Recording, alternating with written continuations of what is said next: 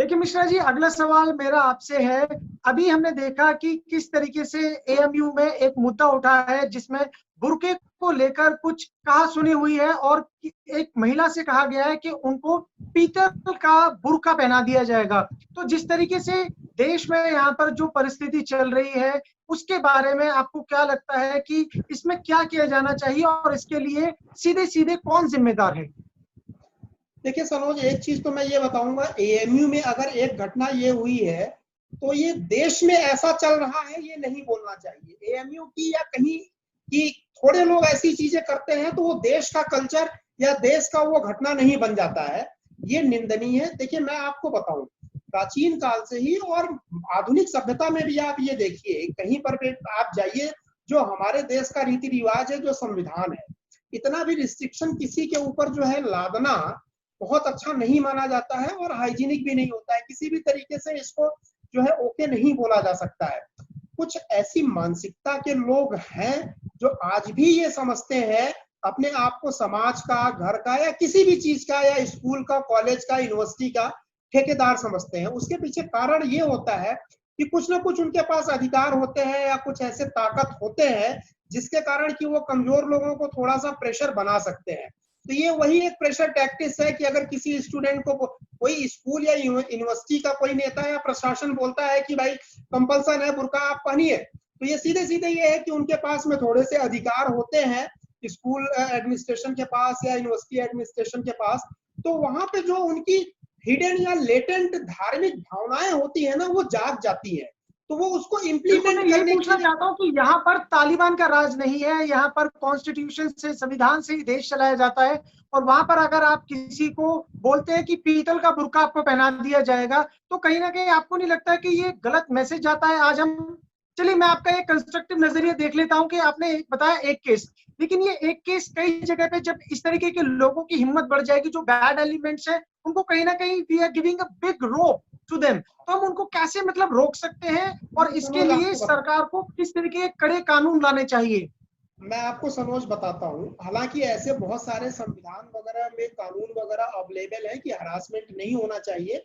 अगर जो है, जो वो लड़की है जाके अगर कंप्लेंट करे तो इस पे एक्शन डेफिनेटली हो सकता है। दूसरी चीज मैं आपको बताऊं, ये एक घटना है, पूरे देश के कल्चर से मैं इसको नहीं जोड़ता हूँ। यहाँ पे देखने वाली बात ये है कि हमारे बीच में तालिबान भले ही ना हो, लेकिन तालिबानी सोच की मेंटेलिटी तो है।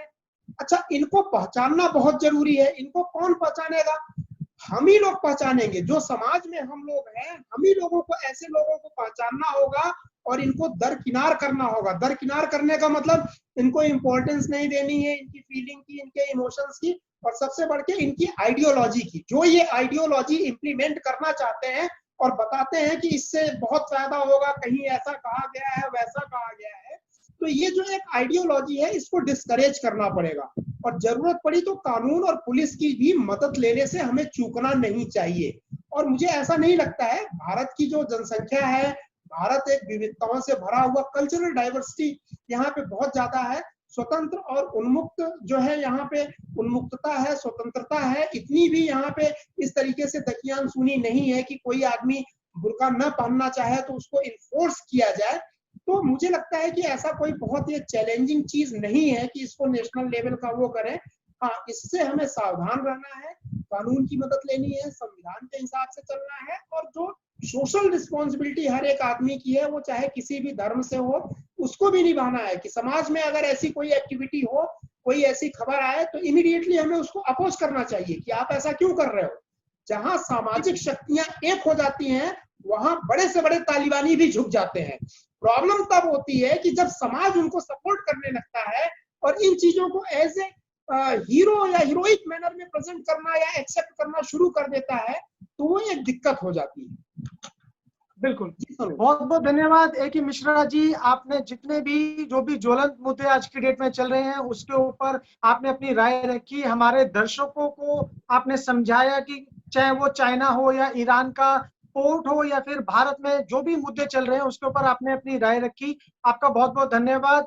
और हम चाहते हैं कि आप लगातार ऐसे पर्दे के पीछे कार्यक्रम में आते रहें और हमारे जितने भी दर्शक हैं उनको जो भी करंट मुद्दे हैं उनके बारे में जानकारी जो आपके जो डीप एनालाइज जो आप चीजों को करते हैं, आपके जो एनालिसिस है वो वास्तव में बिल्कुल ही आप एक अलग तरीके से अपनी बात को रखते हैं और बेबाकी से जैसे आप जवाब देते हैं उसकी जितनी सराहना की जाए उतनी कम है। बहुत बहुत धन्यवाद देखे मिश्रा जी। थैंक यू सनोज, आपको भी और आपसे जुड़े हुए लाखों करोड़ों दर्शक जो आपके इस प्रोग्राम को देखते हैं अपलोड होने के बाद। मैं सबसे ये गुजारिश करूंगा, रिक्वेस्ट करूंगा कि आपके चैनल को अगर अभी तक लाइक नहीं किया है, सब्सक्राइब नहीं किया है, तो उसको लाइक और सब्सक्राइब कर लें, ताकि जैसे ही आप कोई नया वीडियो अपलोड करें तो डेफिनेटली उन तक ऑटोमेटिकली नोटिफिकेशन पहुंच जाए। जी बहुत बहुत धन्यवाद।